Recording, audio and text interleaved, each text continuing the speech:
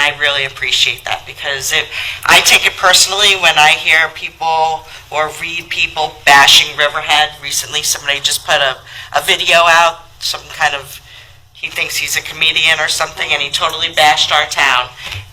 Hey, cold open. Hey, it's Tom Kelly. I'm trying something new with the podcast. Before we start the show, couple of quick sponsors. I want you to go to ABC Home Outlet. They have 50% off things like refrigerators and all your homeware. Basically, all the stuff you could get at Home Depot, all the stuff you could get at Wayfair and Target. It's like Marshall's for the more manly person. Go there before you go to Home Depot, Marshall's, or Target. You might find exactly what you're looking for. And make sure you mention Tom Kelly Show at the start.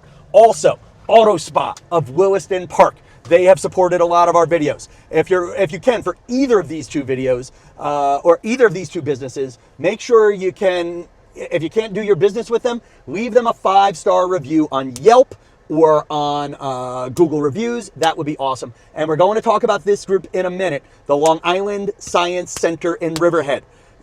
Go out there. They're in Tanger outlets. You can go do your shopping and do something nice for the kids. These are all people that have somehow sponsored the Tom Kelly Show creative process, and it would be awesome if you could show them love where love can be shown. All right, people, here's the Tom Kelly Show theme song. Let's start the show. The Tom Kelly Show. Everybody, I want you to go to the Tom Kelly Show.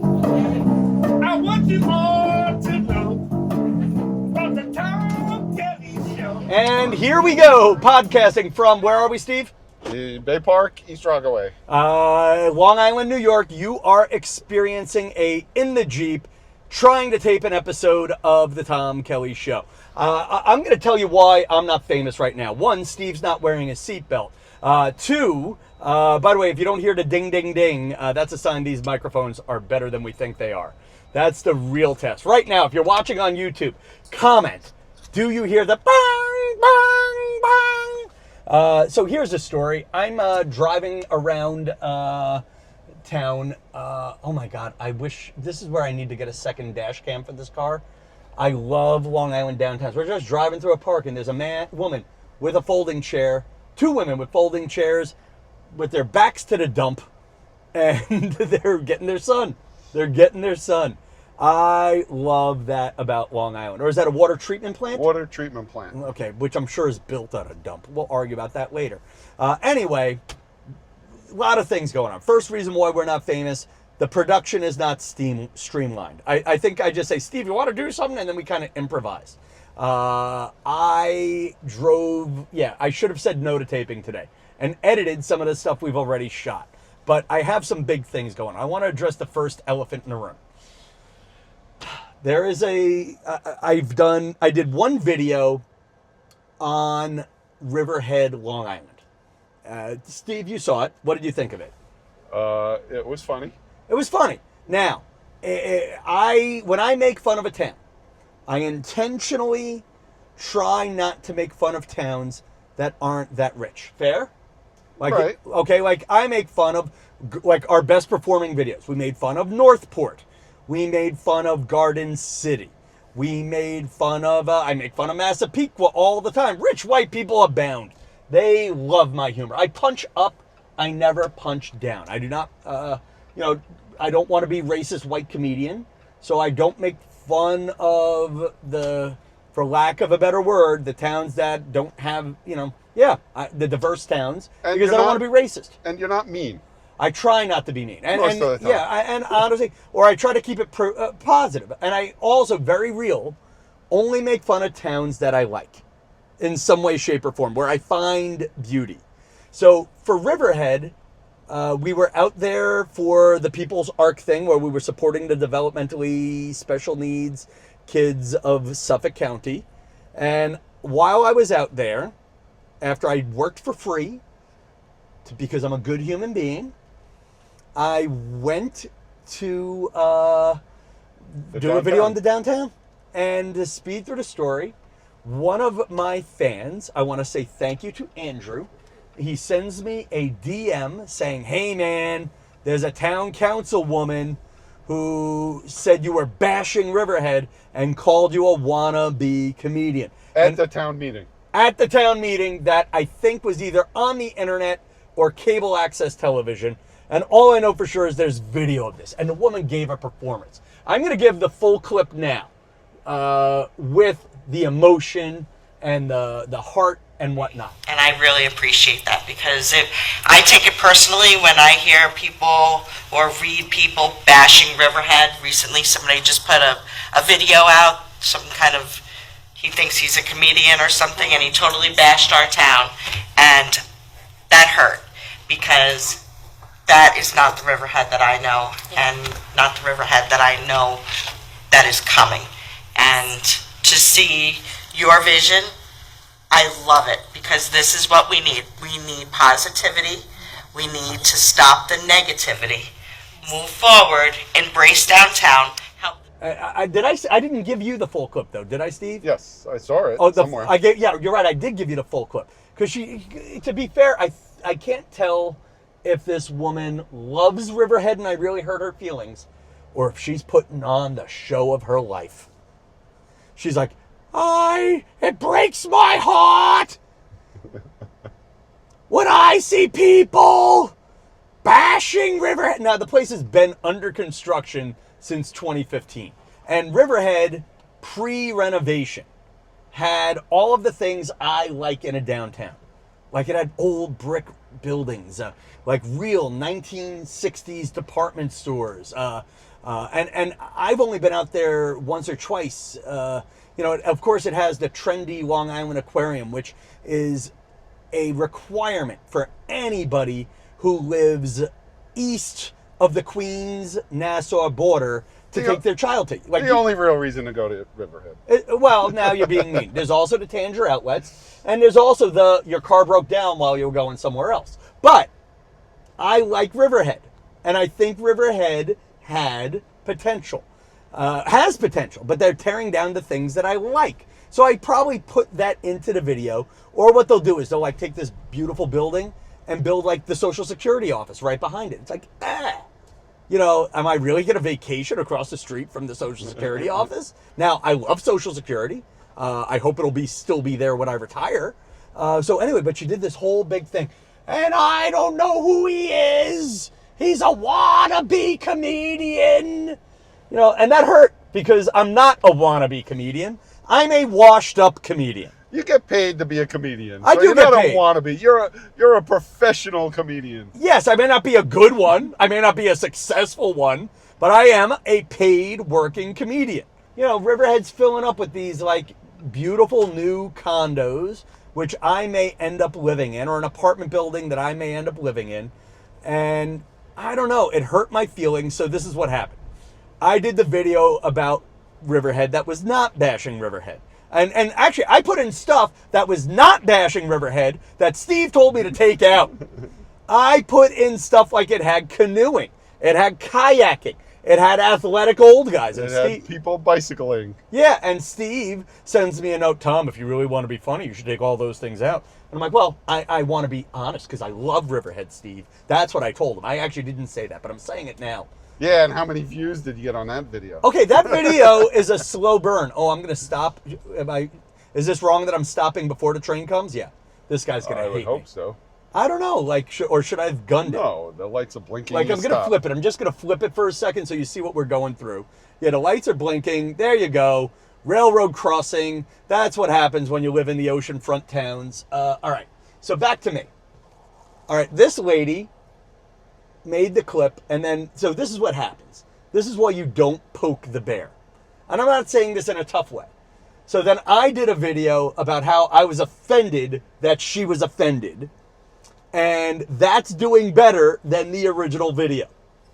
To the town council lady saying, there was a wannabe comedian making a video about bashing Riverhead. I take it personally when I hear people bashing Riverhead. Recently, somebody just put a video out, some kind of, he thinks he's a comedian or something, and he totally bashed our town. I was not bashing Riverhead. I love Riverhead. I only make fun of the towns that I love. I talk about the things that make it great. And yes, I like to point out the warts and the things that are weird.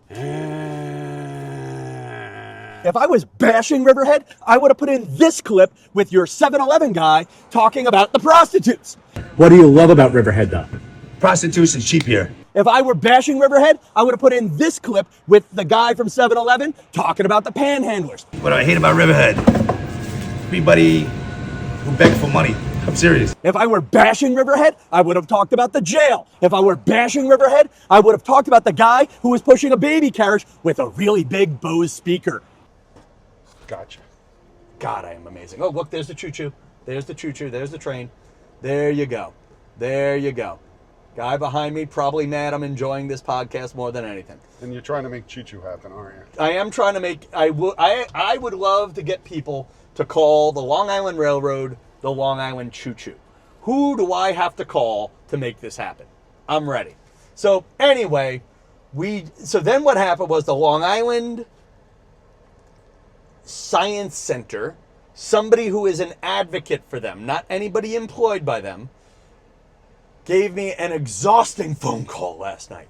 I told them, listen, lady, I'm done with the Riverhead stuff. I usually charge to make fun of towns, or I make, listen, here's the deal. I am like a dueling piano player. You come to the concert for free, but I charge for the requests. You got your tip jar. I have the tip jar, and there's all these people who want meetings with me. And it's not even, you know what's funny? I'll do the video for free. I charge for the fucking meeting. So this particular person, it's long, a lot of rambling. It's like, oh, I like this, I like that, and this person's a jerk, and that person's a jerk, and I'm also psychic and divorced. What is this? So I told her bluntly, we ask for $2,500, and I was going to give her the rate of $1,500. And she says, she said something along the lines of, I think I can do it. So I spend the night writing punchlines. So I was asked if I wanted to go to the town board meeting to advocate for saving the Science Center. And I would actually, but I don't want to drive 2 hours on the Long Island Expressway. Fair? No, it would be fun, but not for 2 hours. Yeah, it would have been. And then 2 hours back. It would have been so fun, though, to, see myself on the cable access TV later. To see if Andrew gives me another shout-out. Would Andrew send me my own clip? And I just would love to see their faces to see if I would get kicked out. And honestly, I also don't want to show too much hurt. Maybe then Joanne would have become a fan. Maybe. Actually, ready for the stupid one? I'm going to make this sentence clear. And I may clip this for my Instagram stories. But I actually don't know this Joanne Waski from A Hole in the Wall. But I betcha she actually likes Riverhead. She actually cares about public service. And you know what? Maybe she took me the wrong way. And I hope that you're having fun with me busting balls back. Right? We haven't been mean. No. Not that mean.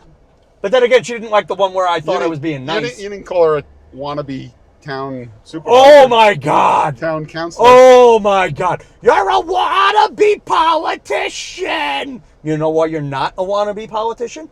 You were elected and you're getting paid. Though I bet you she has health insurance and I don't. I'm going to bet you that. What? Oh my God. I just love that voice though. God. Would it be bad if I just did the rest of the show in that voice?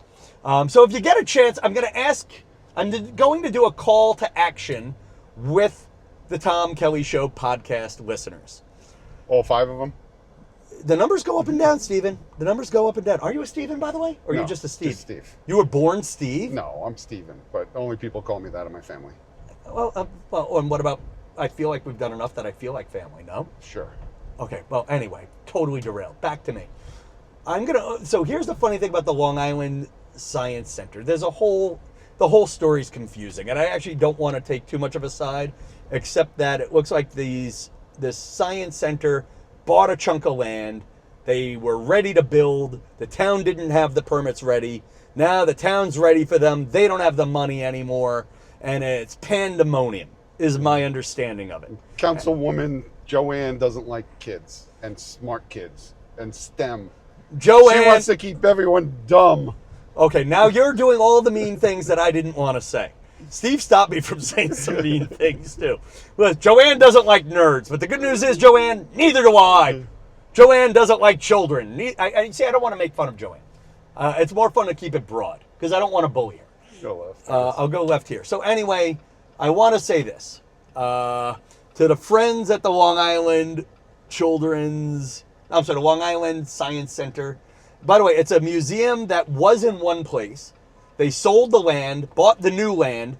They're in a strip mall in the Tanger outlets, and they have the worst reviews.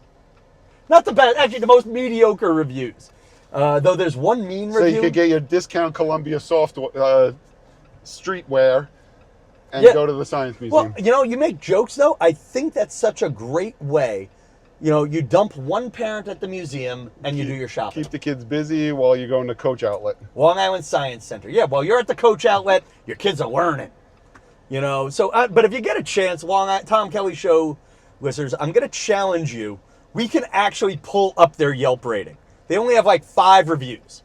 But one of them says, it's a really, actually the weirdest review on the thing was, it starts with, it's a really nice place, but... and then lists 5 things wrong, and it still gave it 0 stars. But I think they got to fire the woman at the desk, because everybody said the woman at the desk is really mean.